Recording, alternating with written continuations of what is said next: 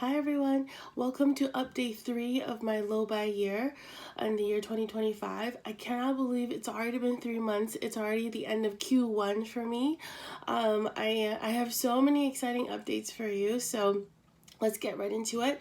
So my low buy videos are always quite long because I have several sort of parts to it. So the first part is reporting to you if I bought anything or what I'm buying or what I may want to buy.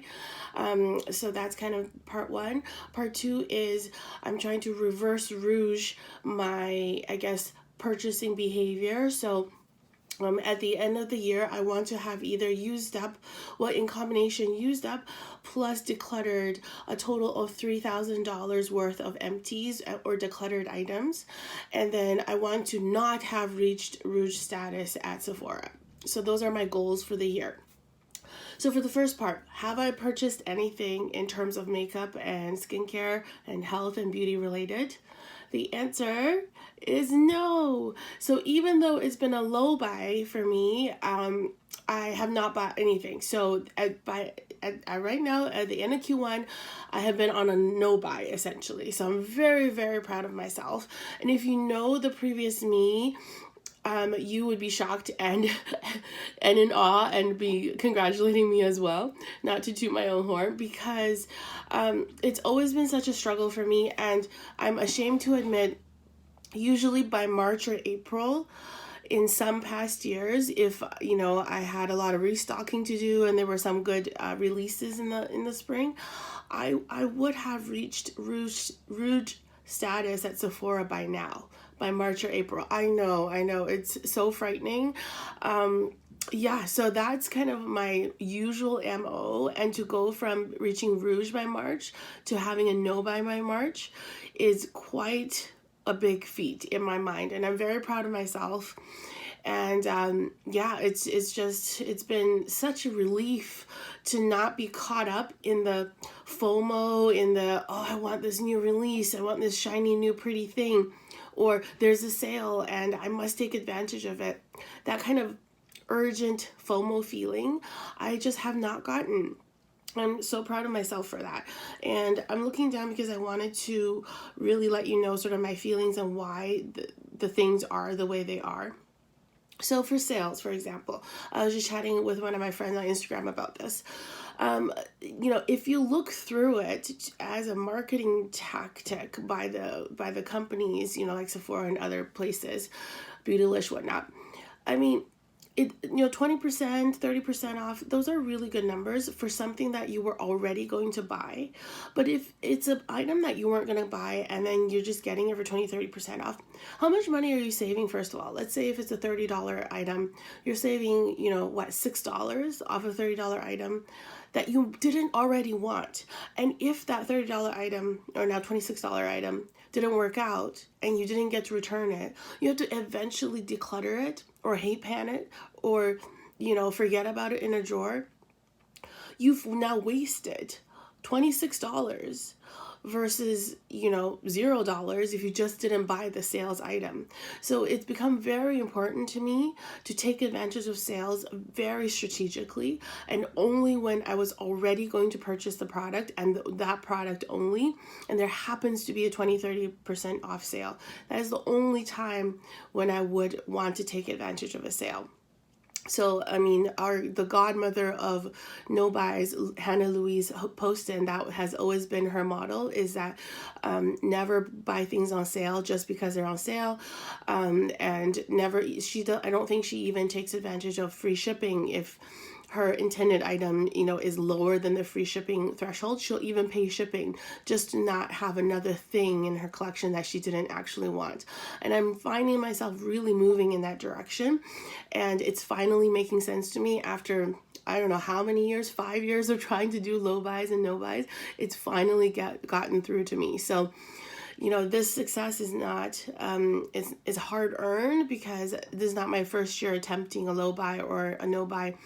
And this is the first year where things have actually aligned, where I've actually learned my lessons, and mentally I'm at a good spot where I can appreciate this philosophy, this under consumerism philosophy.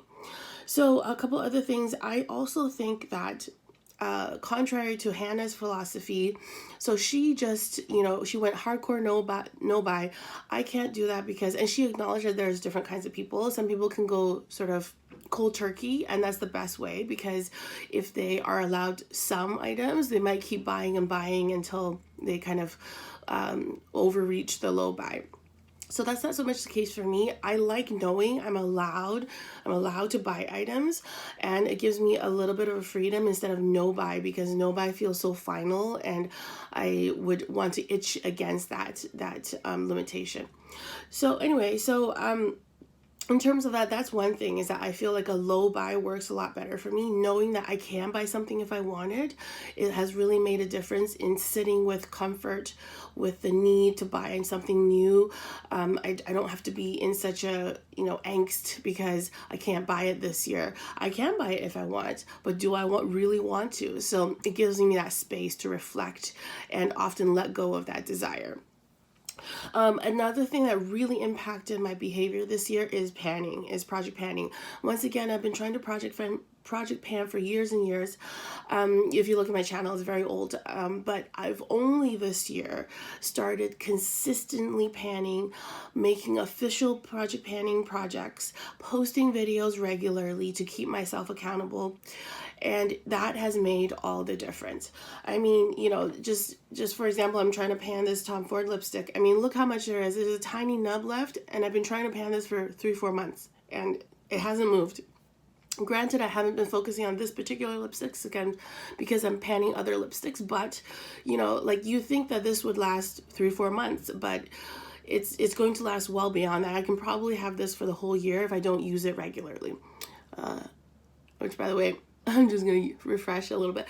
So anyway, knowing how long it takes to pan a product like a lipstick or a blush or an eyeshadow really opens your eyes up to sort of why we don't buy things just because we want to, just because it's new, just because it's the new thing, the viral thing.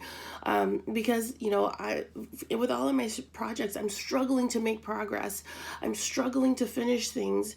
Although I am enjoying the process, but I am struggling to finish things. And then, knowing that, it's like, why would I just at the snap of a finger buy another lipstick when I know how long it takes, when I have lipsticks expiring from my collection? If I were to buy a new lipstick right now, which I'm allowed to do in my low buy rules, it would just sit there. It would just sit there in the lipstick box, in the giant lipstick box I have for my lipstick roulette, and it would just sit there for months and months without even being used one time.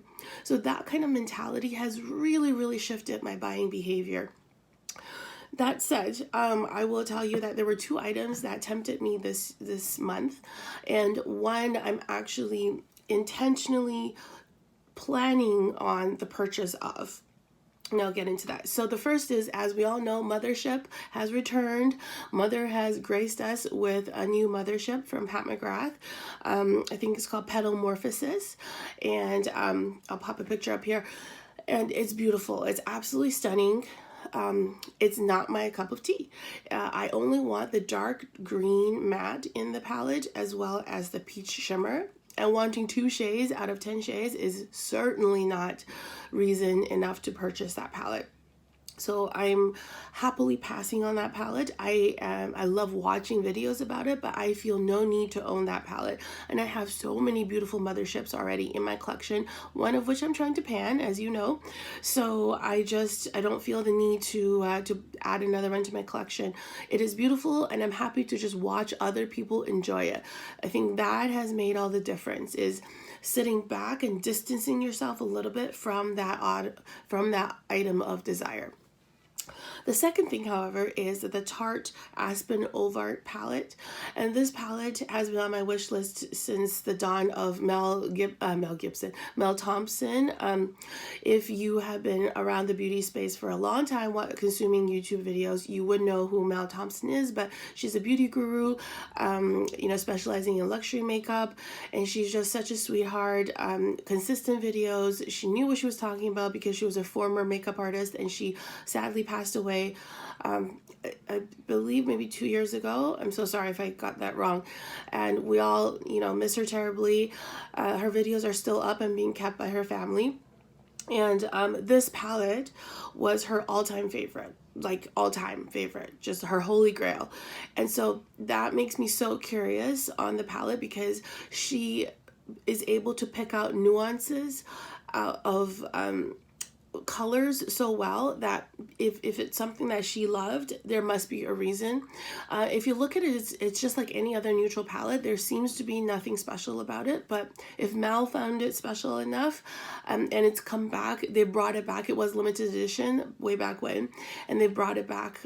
So I do want it, but it's not a, oh, I must have it now kind of thing. And I'm happy to wait for next month or even the month after that. I want it to be a very considered purchase before letting it come into my collection. So that would be the first out of my 12 items that I'm allowed to buy this year. So I'm very excited about it. I just want to sit with it, make sure that really is something I want to do. Her complexion is very fair. She said it's good for fair people, and I'm kind of fair medium, a little bit fair light.